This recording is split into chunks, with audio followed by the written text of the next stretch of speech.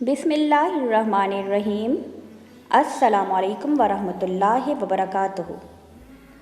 मुजर्रिब आसान वज़ाइफ के नाज़रीन, उम्मीद है आप सब लोग खैरियत से होंगे और अल्लाह से दुआ है कि आप सबको अपने हिफ्ज़ो अमान में रखे और आप सबकी जायज़ और शरई हाजात को पूरा करे, आमीन। आज की मेरी वीडियो नज़र-ए-बद के असरात के बारे में है। जैसे कि हदीस में इरशाद हुआ है, नज़र का लगना हक़ है। अगर कोई चीज़ तकदीर पे सबकत ले जाने वाली होती तो वो नज़र-ए-बद होती।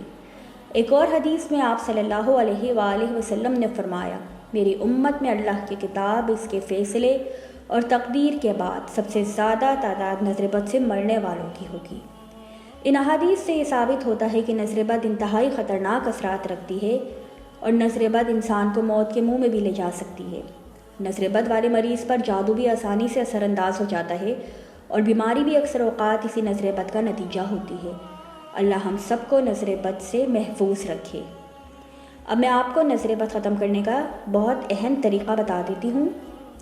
सबसे पहले 7 लाल साबुत मिर्च लें और हर एक मिर्च पर सूरह कलम की आखिरी 2 आयात 7 बार पढ़ के दम कर लें।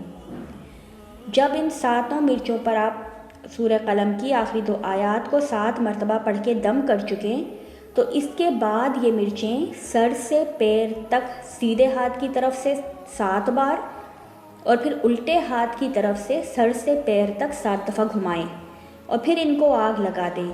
अगर मिर्चें जलने की बदबू तेज़ आए तो इसका मतलब है नज़र-ए-बद उतर चुकी है और अगर बदबू ना आए तो ये अमल दोहराएं।